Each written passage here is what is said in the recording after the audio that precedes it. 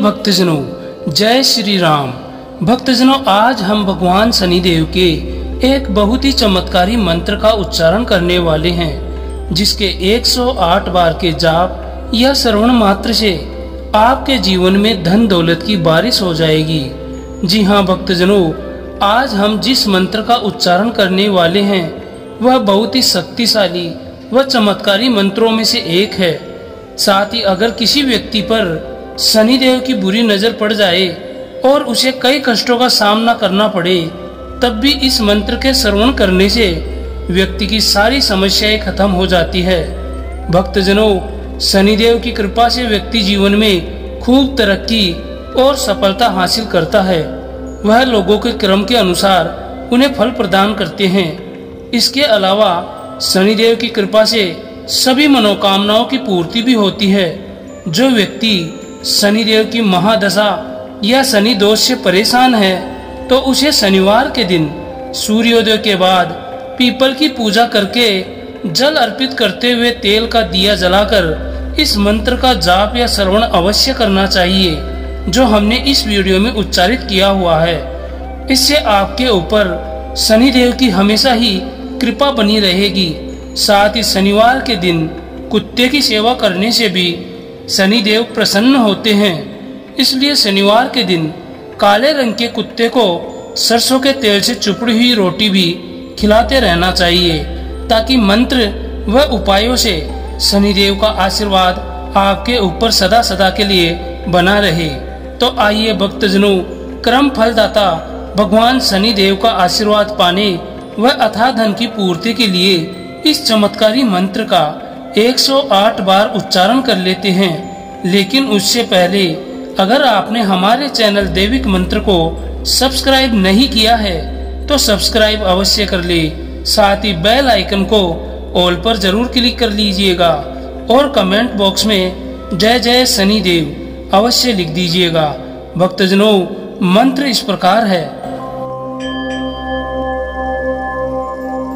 ॐ नीलाञ्जन समाभासं रविपुत्रं यमाग्रजं छायामात्रण्ड सम्भुतं तं नमामि शनिश्चरम्। ॐ नीलाञ्जन समाभासं रविपुत्रं यमाग्रजं छायामात्रण्ड सम्भुतं तं नमामि शनिश्चरम्। ॐ नीलाञ्जन समाभासं रविपुत्रं यमाग्रजं छायामात्रण्ड सम्भुतं तं नमामि शनिश्चरम्। ॐ नीलाञ्जन समाभासं रविपुत्रं यमाग्रजं छायामात्रण्ड सम्भुतं तं नमामि शनिश्चरम्। ॐ नीलाञ्जन समाभासं रविपुत्रं यमाग्रजं छायामात्रण्ड सम्भुतं तं नमामि शनिश्चरम्। ॐ नीलाञ्जन समाभासं रविपुत्रं यमाग्रजं छायामात्रण्ड सम्भुतं तं नमामि शनिश्चरम्। ॐ नीलाञ्जन समाभासं रविपुत्रं यमाग्रजं छायामात्रण्ड सम्भुतं तं नमामि शनिश्चरम्। ॐ नीलाञ्जन समाभासं रविपुत्रं यमाग्रजं छायामात्रण्ड सम्भुतं तं नमामि शनिश्चरम्। ॐ नीलाञ्जन समाभासं रविपुत्रं यमाग्रजं छायामात्रण्ड सम्भुतं तं नमामि शनिश्चरम्। ॐ नीलाञ्जनसमाभासं रविपुत्रं यमाग्रजं छायामात्रण्डसम्भूतं तं नमामि शनिश्चरम्। ॐ नीलाञ्जनसमाभासं रविपुत्रं यमाग्रजं छायामात्रण्डसम्भूतं तं नमामि शनिश्चरम्। ॐ नीलाञ्जनसमाभासं रविपुत्रं यमाग्रजं छायामात्रण्डसम्भूतं तं नमामि शनिश्चरम्। ॐ नीलाञ्जनसमाभासं रविपुत्रं यमाग्रजं छायामात्रण्डसम्भूतं तं नमामि शनिश्चरम्।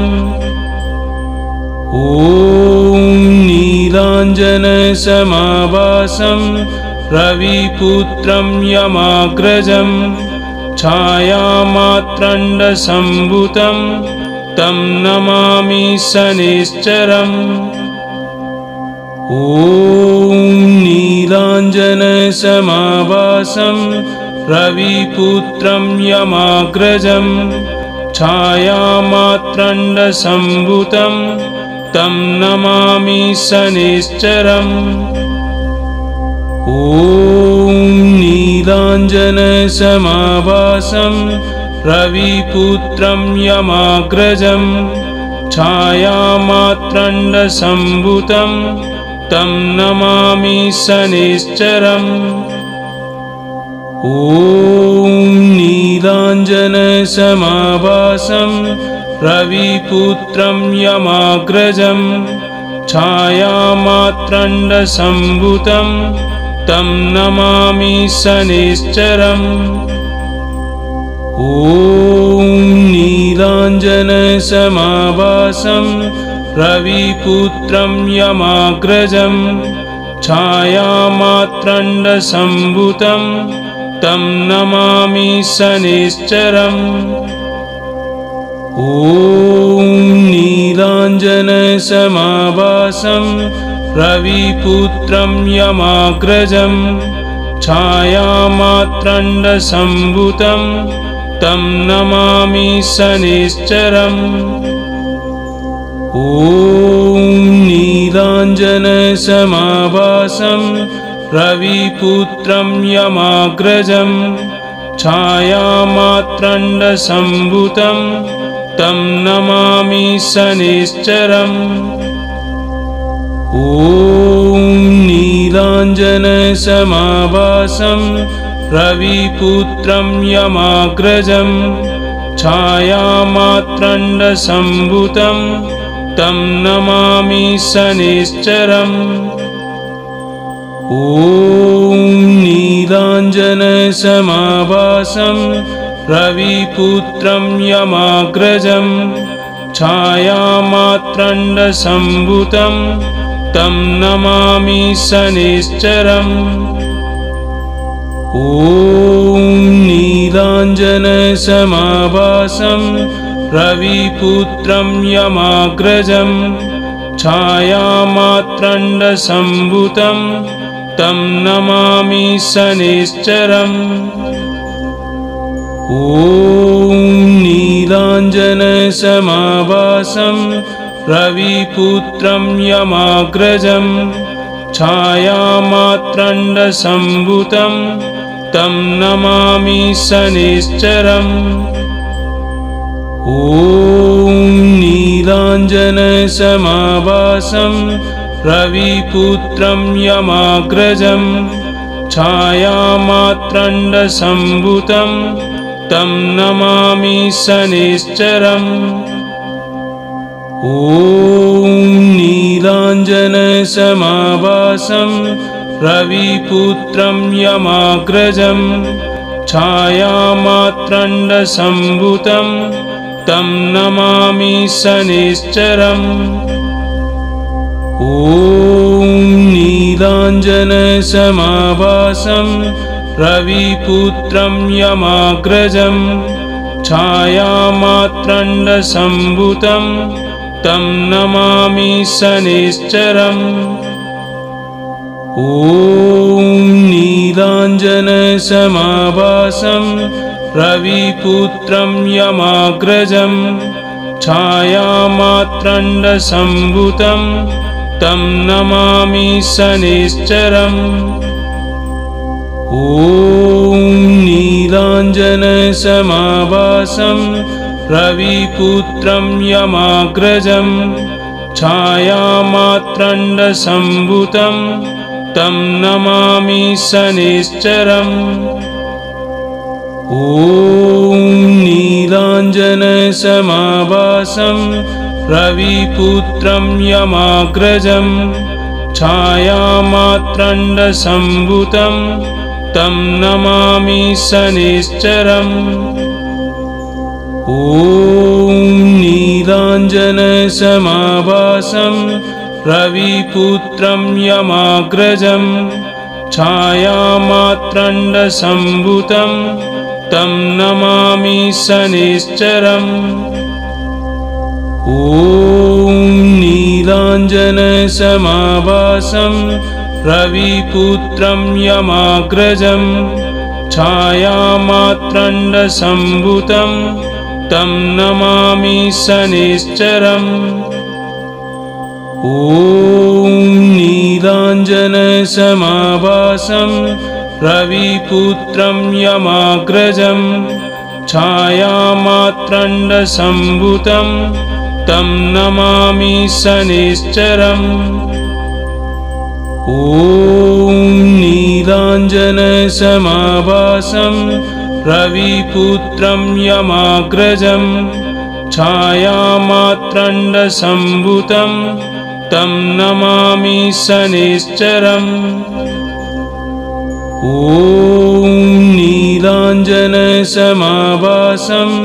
रविपुत्रं यमाग्रजं छायामात्रण्डसम्भूतं तं नमामि शनिश्चरम्। ॐ नीलाञ्जनसमाभासं रविपुत्रं यमाग्रजं छायामात्रण्डसम्भूतं तं नमामि शनिश्चरम्। ॐ नीलाञ्जनसमाभासं रविपुत्रं यमाग्रजं छायामात्रण्डसम्भूतं तं नमामि शनिश्चरम्। ॐ नीलाञ्जनसमाभासं रविपुत्रं यमाग्रजं छायामात्रण्डसम्भूतं तं नमामि शनिश्चरम्। ॐ नीलाञ्जनसमाभासं रविपुत्रं यमाग्रजं छायामात्रण्डसम्भूतं तं नमामि शनिश्चरम्। ॐ नीलाञ्जनसमाभासं रविपुत्रं यमाग्रजं छायामात्रण्डसम्भूतं तं नमामि शनिश्चरम्। ॐ नीलाञ्जनसमाभासं रविपुत्रं यमाग्रजं छायामात्रण्डसम्भूतं तं नमामि शनिश्चरम्। ॐ नीलाञ्जनसमाभासं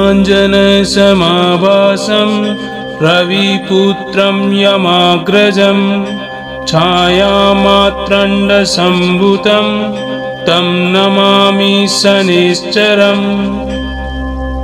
ॐ नीलाञ्जनसमाभासं रविपुत्रं यमाग्रजं छायामात्रण्डसम्भूतं तं नमामि शनिश्चरम्। ॐ नीलाञ्जनसमाभासं रविपुत्रं यमाग्रजं छायामात्रण्डसम्भूतं तं नमामि शनैश्चरम्। ॐ नीलाञ्जनसमाभासं रविपुत्रं यमाग्रजं छायामात्रण्डसम्भूतं तं नमामि शनैश्चरम्। ॐ नीलाञ्जनसमाभासं रविपुत्रं यमाग्रजं छायामात्रण्डसम्भूतं तं नमामि शनैश्चरम्। ॐ नीलाञ्जनसमाभासं रविपुत्रं यमाग्रजं छायामात्रण्डसम्भूतं तं नमामि शनैश्चरम्। ॐ नीलाञ्जनसमाभासं रविपुत्रं यमाग्रजं छायामात्रण्डसम्भूतं तं नमामि शनैश्चरम्। ॐ नीलाञ्जनसमाभासं रविपुत्रं यमाग्रजं छायामात्रण्डसम्भूतं तं नमामि शनैश्चरम्। ॐ नीलाञ्जनसमाभासं रविपुत्रं यमाग्रजं छायामात्रण्डसम्भूतं तं नमामि शनैश्चरम्। ॐ नीलाञ्जनसमाभासं रविपुत्रं यमाग्रजं छायामात्रण्डसम्भूतं तं नमामि शनैश्चरम्। ॐ नीलाञ्जनसमाभासं रविपुत्रं यमाग्रजं छायामात्रण्डसम्भूतं तं नमामि शनैश्चरम्। ॐ नीलाञ्जनसमाभासं रविपुत्रं यमाग्रजं छायामात्रण्डसम्भूतं तं नमामि शनैश्चरम्। ॐ नीलाञ्जनसमाभासं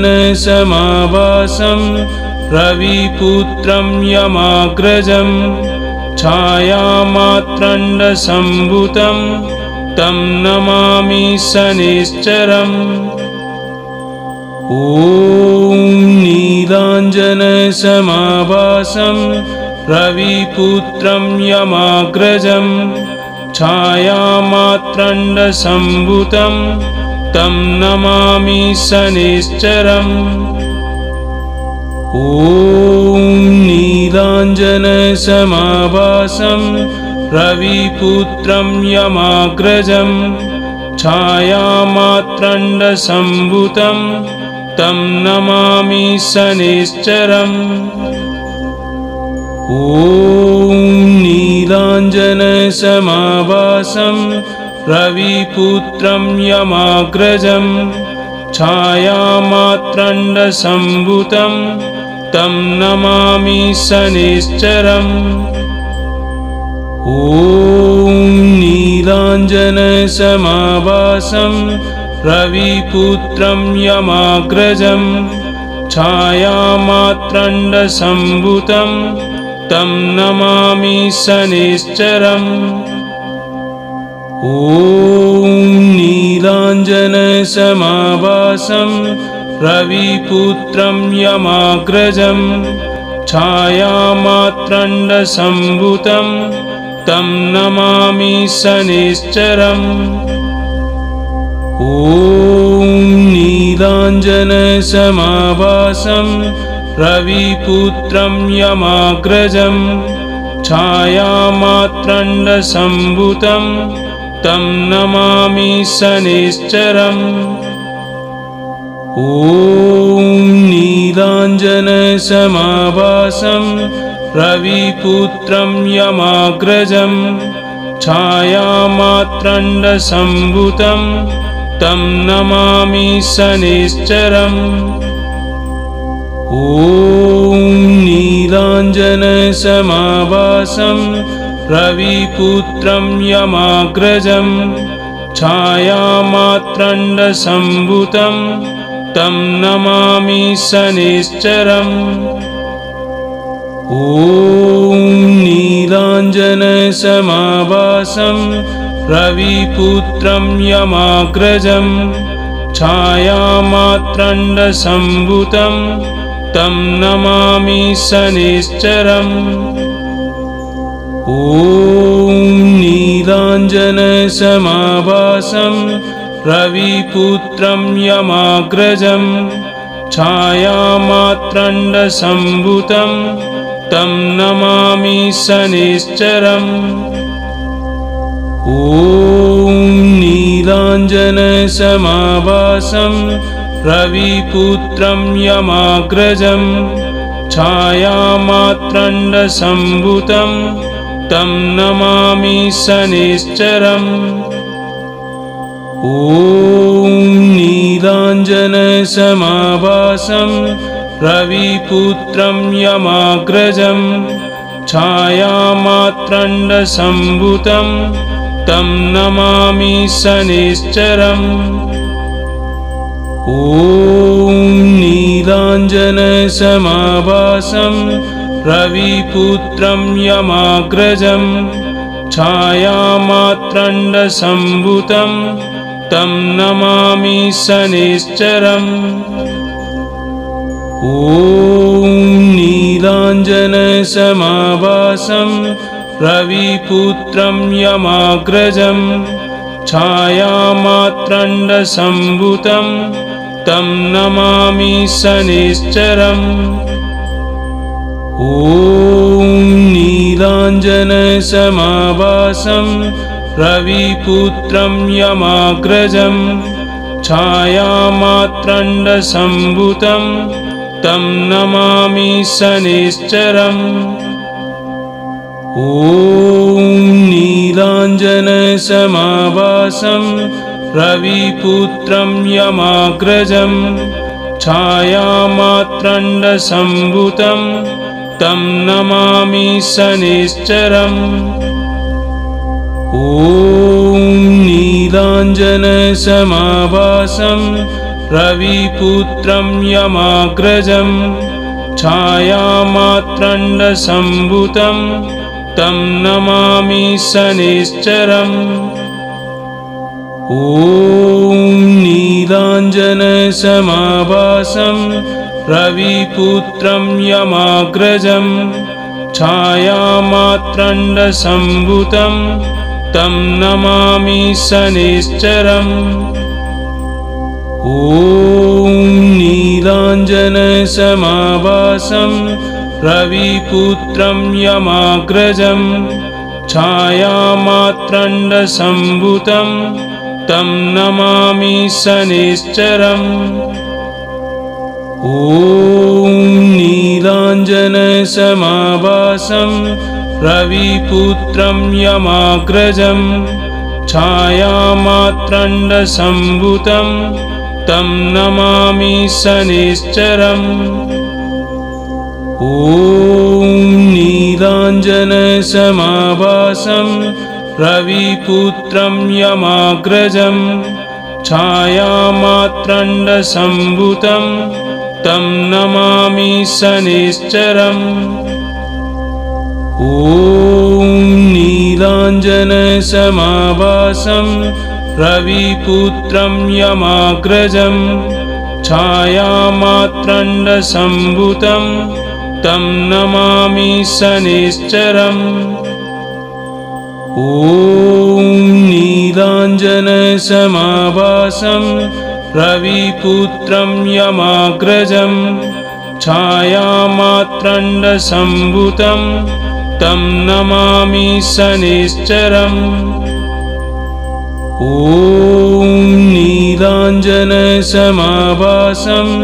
रविपुत्रं यमाग्रजं छायामात्रण्डसम्भूतं तं नमामि शनिश्चरम्। ॐ ॐ नीलाञ्जनसमाभासं रविपुत्रं यमाग्रजं छायामात्रण्डसम्भूतं तं नमामि शनिश्चरम्। ॐ नीलाञ्जनसमाभासं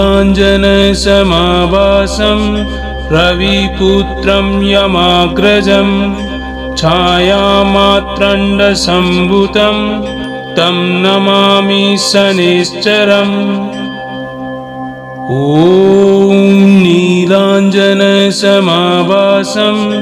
रविपुत्रं यमाग्रजं छायामात्रण्डसम्भूतं तं नमामि शनिश्चरम्। ॐ नीलाञ्जनसमाभासं रविपुत्रं यमाग्रजं छायामात्रण्डसम्भूतं तं नमामि शनिश्चरम्।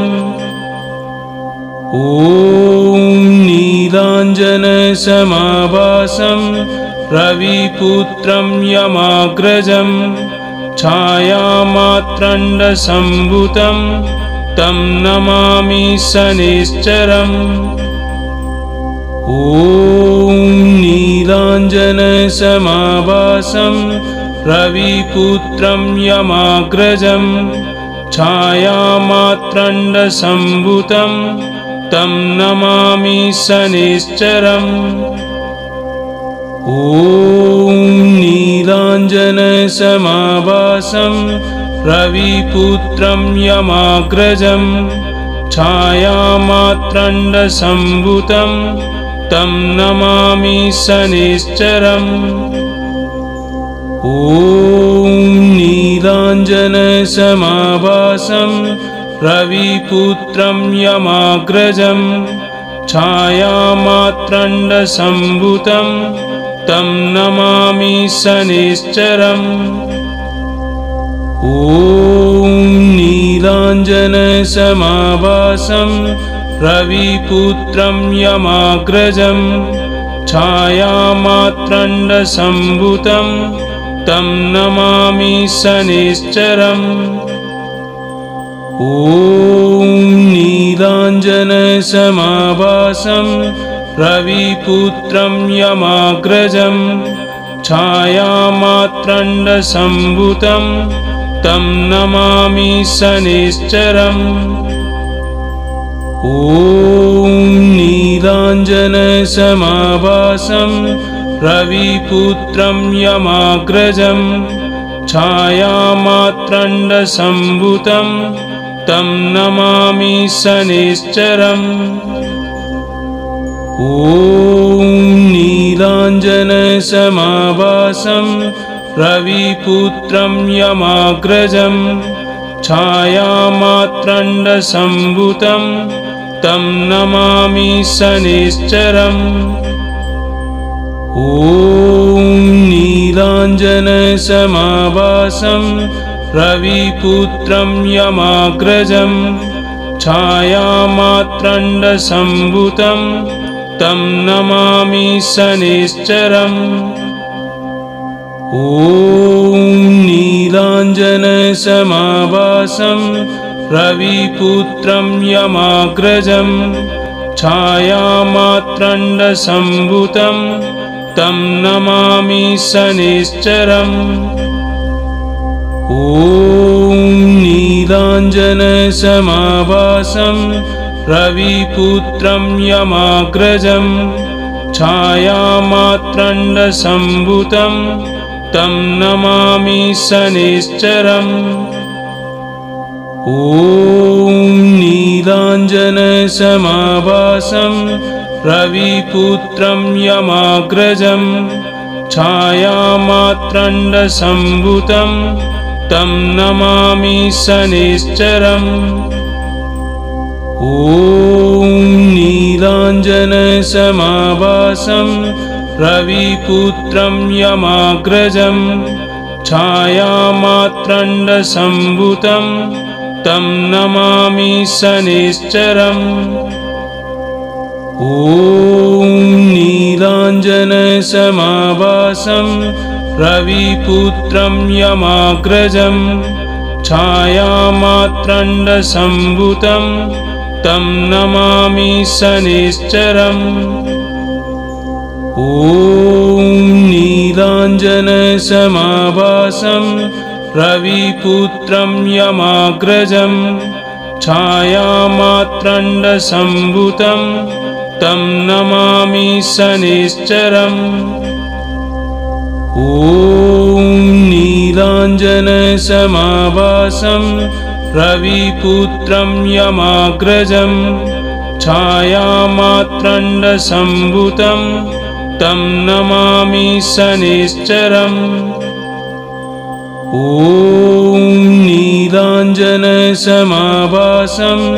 रविपुत्रं यमाग्रजं छायामात्रण्डसम्भूतं तं नमामि शनैश्चरम्। ॐ नीलाञ्जनसमाभासं रविपुत्रं यमाग्रजं छायामात्रण्डसम्भूतं तं नमामि शनैश्चरम्। ॐ नीलाञ्जनसमाभासं रविपुत्रं यमाग्रजं छायामात्रण्डसम्भूतं तं नमामि शनैश्चरम्। ॐ नीलाञ्जनसमाभासं रविपुत्रं यमाग्रजं छायामात्रण्डसम्भूतं तं नमामि शनैश्चरम्। ॐ नीलाञ्जनसमाभासं रविपुत्रं यमाग्रजं छायामात्रण्डसम्भूतं तं नमामि शनैश्चरम्। ॐ नीलाञ्जनसमाभासं रविपुत्रं यमाग्रजं छायामात्रण्डसम्भूतं तं नमामि शनैश्चरम्। ॐ नीलाञ्जनसमाभासं रविपुत्रं यमाग्रजं छायामात्रण्डसम्भूतं तं नमामि शनैश्चरम्। ॐ नीलाञ्जनसमाभासं रविपुत्रं यमाग्रजं छायामात्रण्डसम्भूतं तं नमामि शनैश्चरम्। ॐ नीलाञ्जनसमाभासं रविपुत्रं यमाग्रजं छायामात्रण्डसम्भूतं तं नमामि शनैश्चरम्। ॐ नीलाञ्जनसमाभासं रविपुत्रं यमाग्रजं छायामात्रण्डसम्भूतं तं नमामि शनैश्चरम्। ॐ नीलाञ्जनसमाभासं रविपुत्रं यमाग्रजं छायामात्रण्डसम्भूतं तं नमामि शनैश्चरम्।